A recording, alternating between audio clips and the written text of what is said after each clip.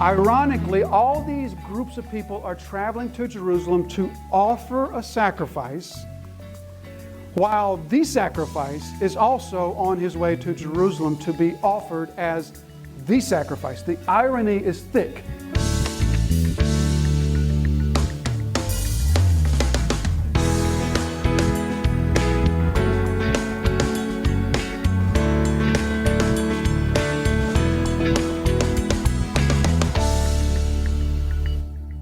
We begin looking at a story today that really is going to parallel the story from last week. It's going to parallel the story from last week in two ways. First, it parallels the story last week because in the story last week, as well as the story today, we have two instances in which foolish disciples whose words get ahead of their brains speak things that appear to be worthy of rebuke from Christ.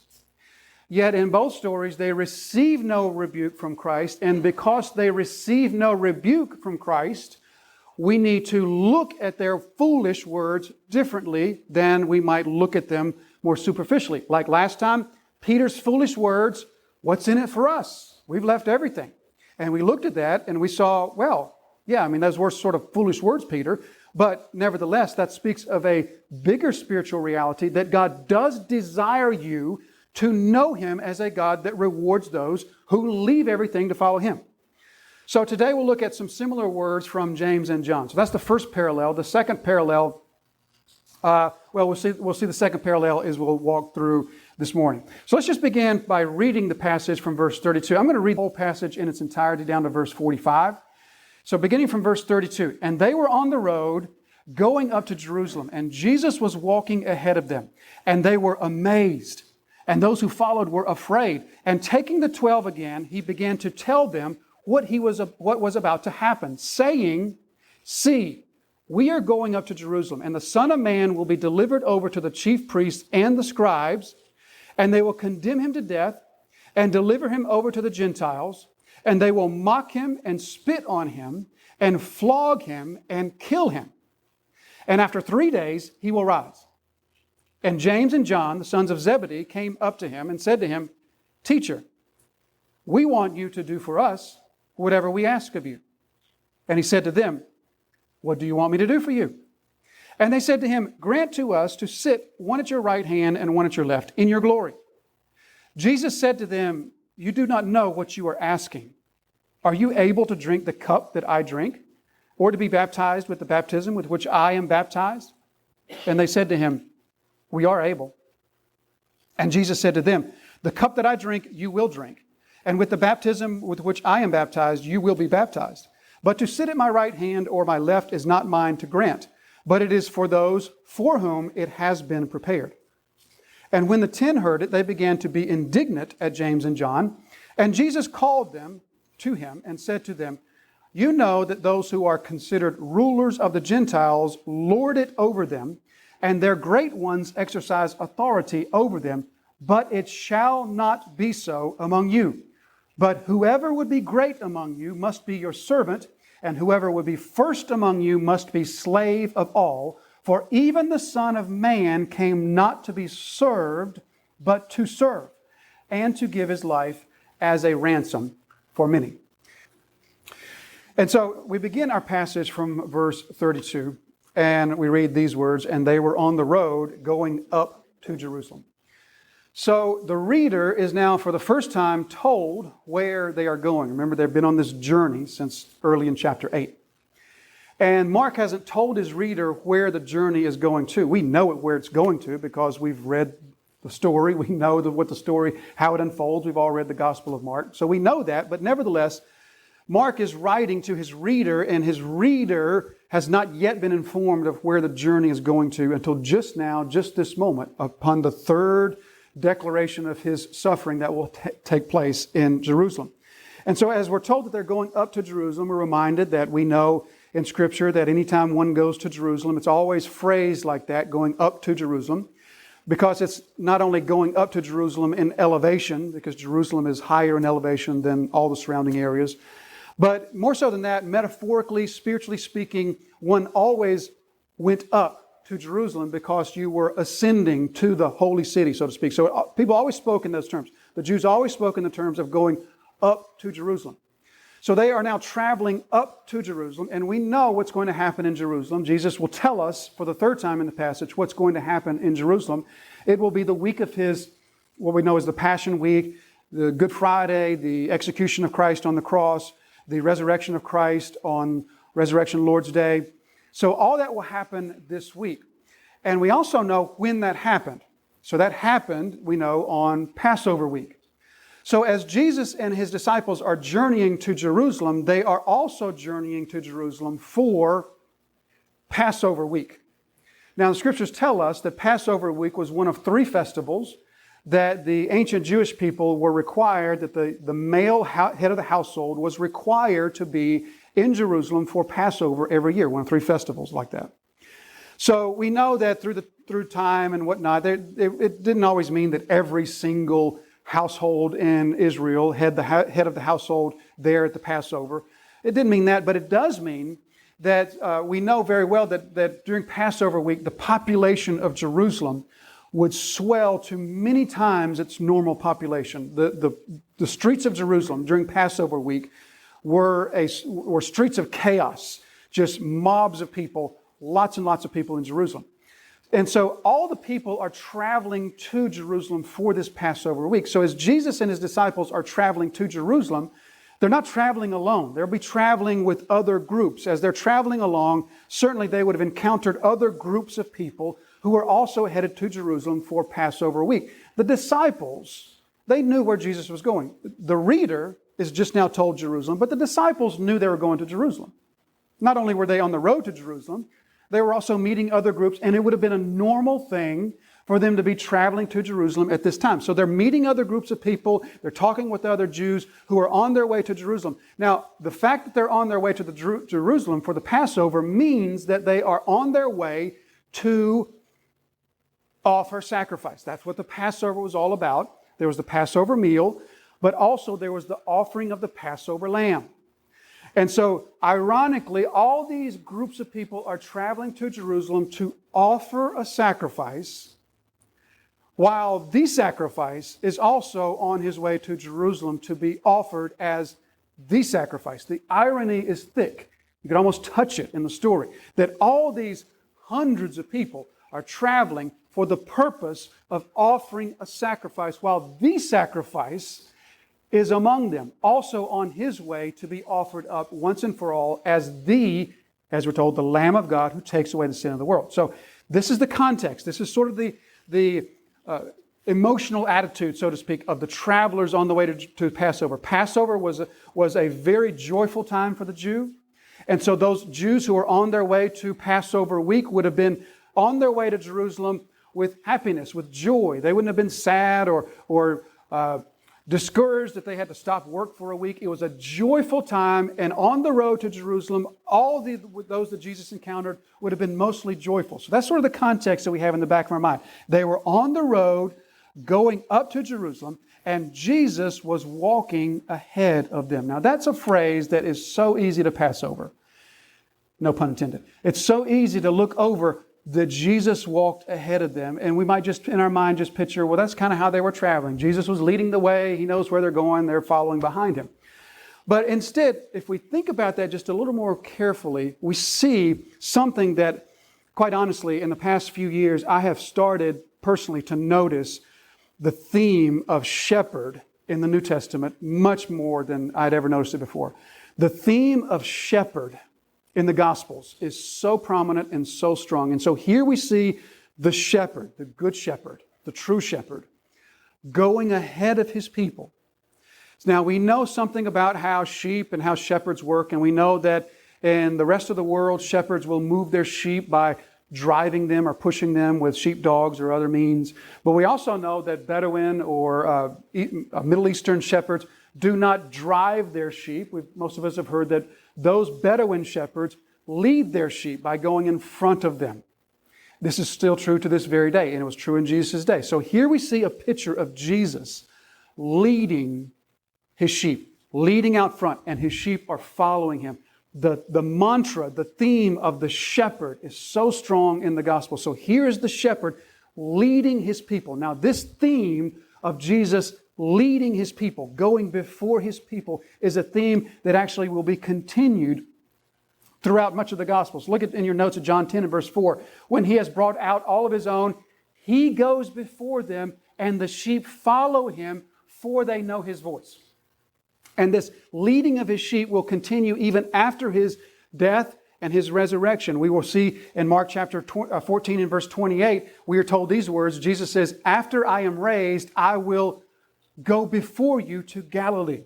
Even then he will lead his sheep." Or Mark 16 and verse 7, "Go tell his disciples," this is the angel, "and go tell the disciples and Peter that he is doing just what he said, going before you to lead you just like the shepherd has led his sheep all along." So he was walking ahead of them. He was going before them, and they were amazed, and those who followed were afraid. Now that is one of the most enigmatic sentences in Mark's gospel. So they were amazed, and those who followed were afraid. So I asked the question, are you talking about one group of people or two? Did Mark divide up the 12 apostles and then the rest of those following Jesus, like maybe the 12 apostles were the ones that were amazed and the other followers were the ones that were afraid? I don't know. Or maybe he's just talking about all of those who are with Jesus as being both amazed and afraid. We don't know, because Mark just doesn't explain it in just a, I don't know, I guess, can I say, a little bit of a frustrating way? I want to know, what do you mean, Mark? They're amazed and they're afraid. What are you getting at? And so we're left to speculate what he might mean by those who were following him were amazed and afraid. And so to answer this, the only way I know to come at this is to look at some of the other places that tell us about Jesus on his way to Jerusalem. And one of the best sources for that is Luke. Luke will tell us on multiple occasions that when Jesus then set his face or turned to then make this trip to Jerusalem for the purpose of suffering and dying, Luke will tell us in multiple places of Jesus' resoluteness, of his fixation, so to speak, on this journey, on going to Jerusalem. For example, Luke chapter 9 and verse 51, when the days drew near for him to be taken up, he set his face to go to Jerusalem. Set his face speaks there of a resolve, of a determination, of a journey that he is not making against his will, but a journey that he's enthusiastic about and determined to make. We remember elsewhere when Jesus and the disciples passed through the Samaritan villages on this same journey. We remember there that we're told that the Samaritans would not listen to Jesus or would not believe upon Jesus because he had set his face to go to Jerusalem.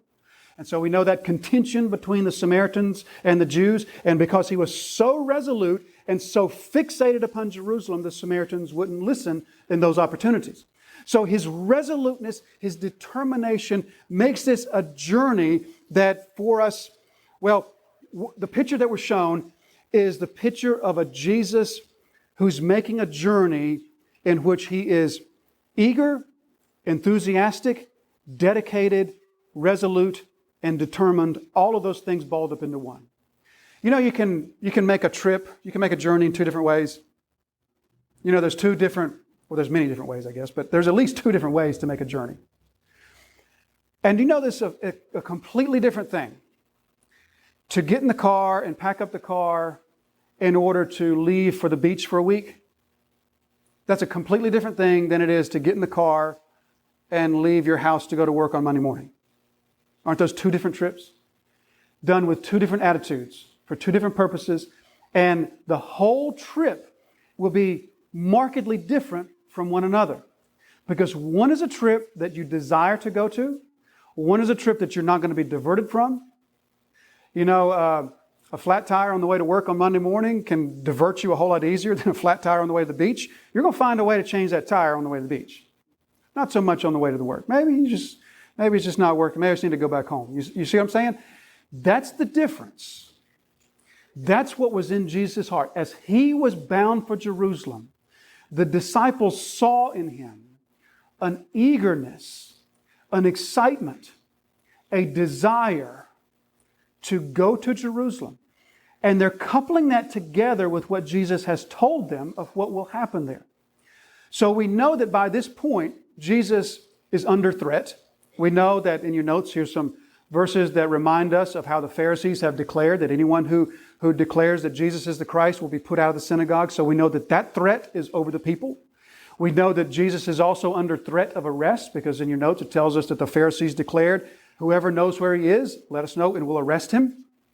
We also know that the Pharisees are seeking to kill him. We've known that since chapter 1, when they began conspiring to put him to death. Now the disciples know this. In addition to that, Jesus has told them 3 times of what's to happen to him in Jerusalem.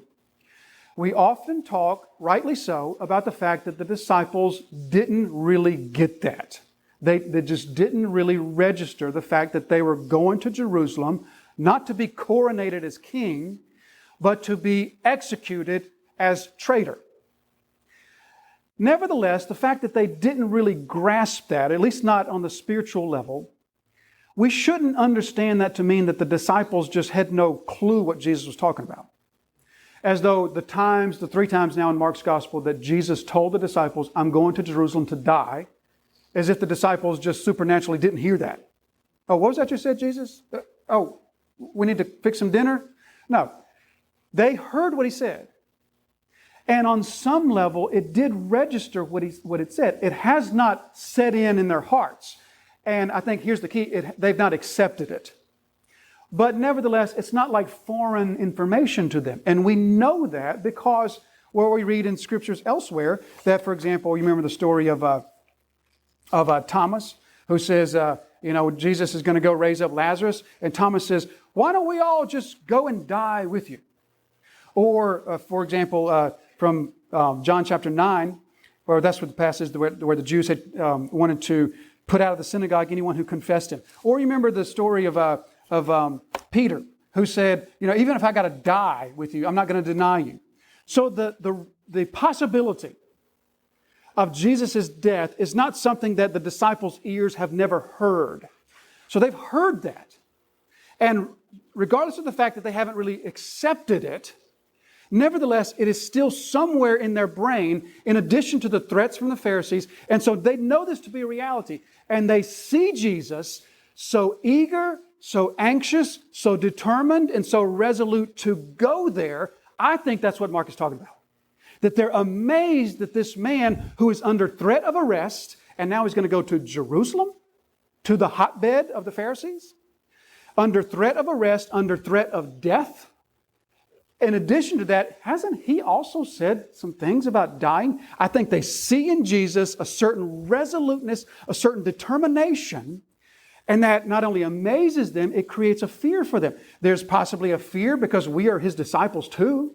And the threat is that if anyone declares him to be Christ, they'll at least be put out of the synagogue. So there's that threat as well. But then there's also a certain fear. There's a trepidation. There's a certain uneasiness about this whole journey that Jesus and the disciples are taking. So now back to the text. They were amazed, and those who followed were afraid. And taking the 12 again, he began to tell them what was to happen. So he's going to tell them, this will be the 3rd time. Notice all 3 times, it is the 12 only who Jesus tells about his coming suffering. The crowds are never told of Jesus' suffering in advance, only the 12.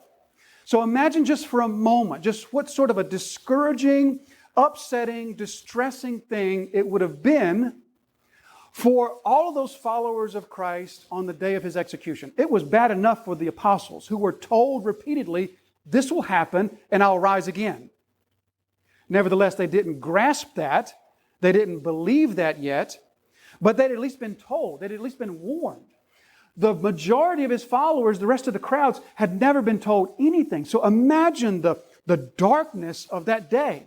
Imagine the darkness of those 3 days when you hadn't gotten any warning whatsoever, and there is your king, humiliated and shamed and executed. So he took the 12 again aside and began to tell them what would happen to him. Verse 33, saying, see, we are going up to Jerusalem. And the Son of Man, so there's that title, Son of Man, I'm not going to pause to go through that again. We've gone through that title a couple of times, once in Daniel 7.